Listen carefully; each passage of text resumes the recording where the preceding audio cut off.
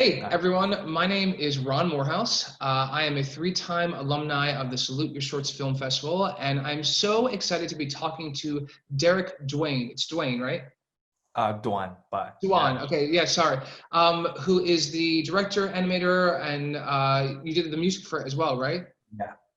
Yes. For Adam with an I in our animated shorts program. So Derrick, welcome. You're in Australia, Thank you. Yes. and things are good down there with you?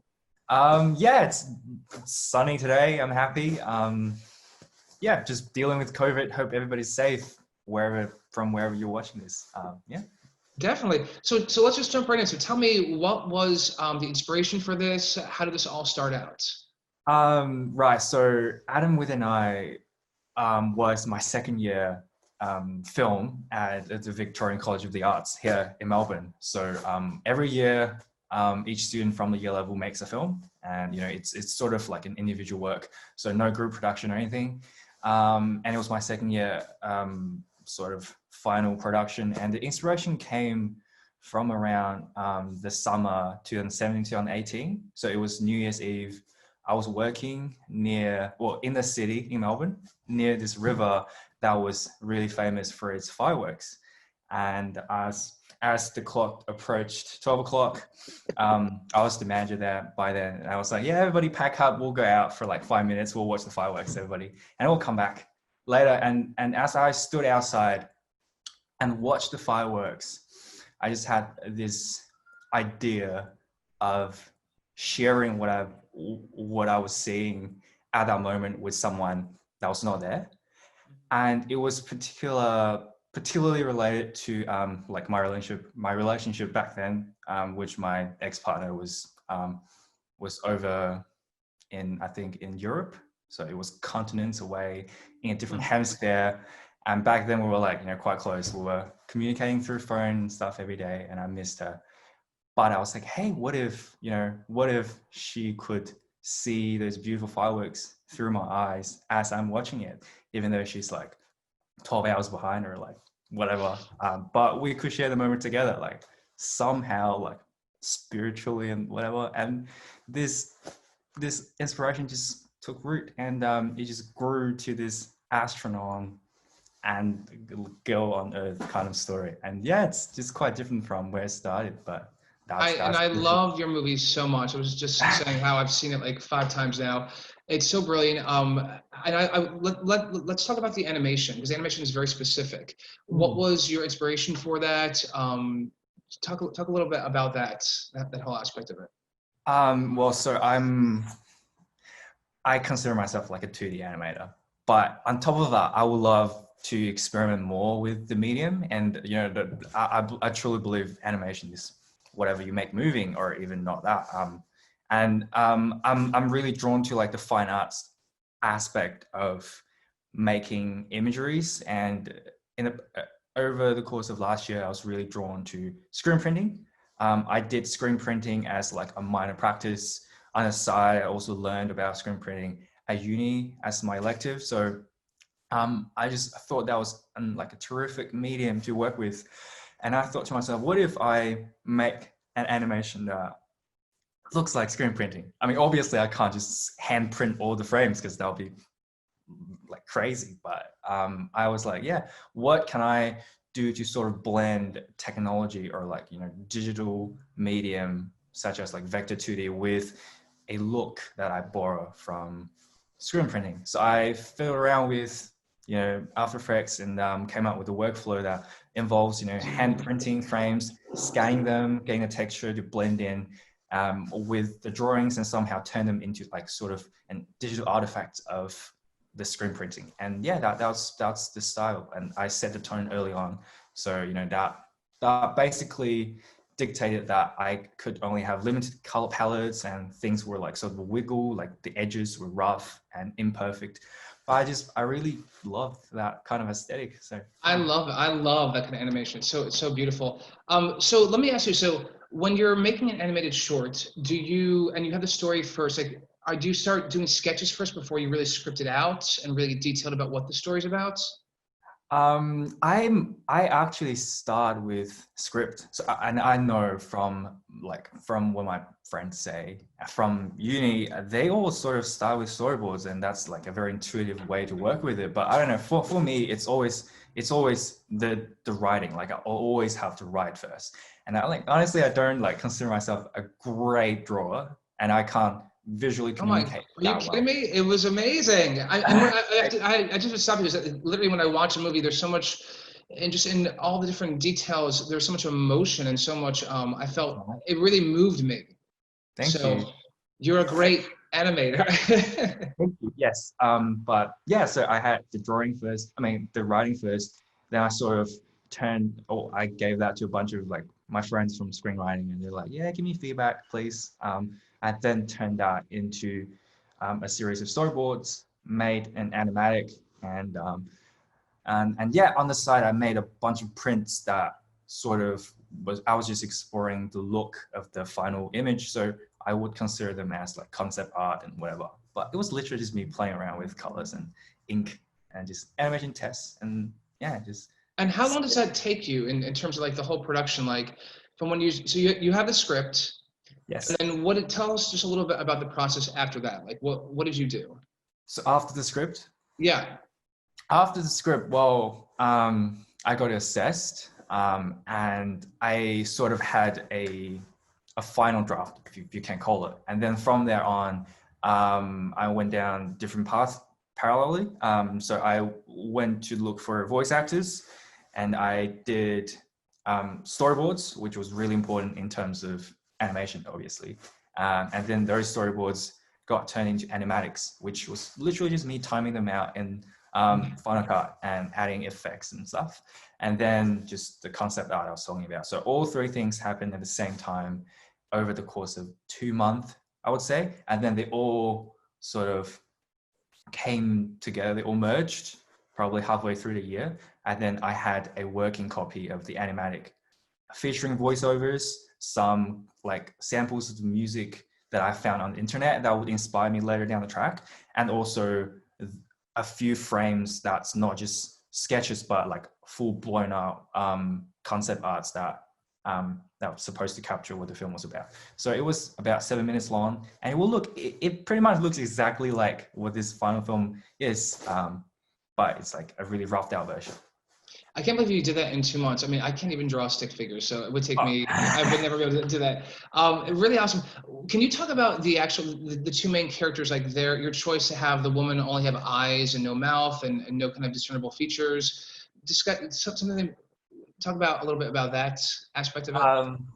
Yeah, well, I don't know. Yeah, if I have to rationalize it, I would say first thing was the main consideration for that was make everything easier for me. Like no lip sync, they don't talk, and when I draw them, I don't even have to draw their nose or face or whatever. Like it's just the eyes, which brings me to another point, which was the emphasis on like whatever's lacking or whatever's missing in shows whatever's also there, if that makes any sense. So because her face is lacking all features but the eyes, you're looking at them so closely, and then whatever emotion they convey, you take that in without being distracted by say mouth or nose. I guess that was the thinking behind it.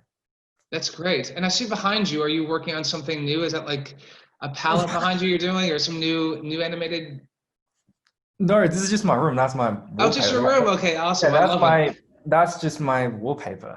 I put a bunch of stuff because I'm renting and I'm not allowed just to put stuff on the wall because it leaves marks and stuff.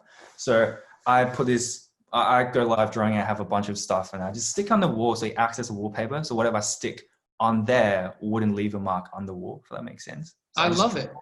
Yeah. Is it a start of, are there just ideas that you're having right now, or is that are you working on something? Are you working on something new? Yes. So I'm in my third year now. I'm graduating. Well, I guess I'm graduating, but now it's all COVID and stuff. It's a bit tough. But on top, I am working on my graduate film. I don't have a title yet, and I'm really excited about this project. It's a stop motion. Oh, It's nice. completely stop motion. So I did in my first year, I did a hybrid of stop motion and 2D. And last year, like Animator and I was 2D. And then this year, I'm fully embracing stop motion. So I've been making puppets and all that, building sets. But COVID's getting in the way quite a bit. But So let me ask you, how do you as a filmmaker proceed with your project during COVID? What are the challenges that you see that you have to face? foremost were, I guess, the most challenging thing of making a film or making animation COVID is, of course, the logistics and the Mhm. immobility. I was imposed, that was imposed on me during this time, and obviously I can't go out and just buy stuff.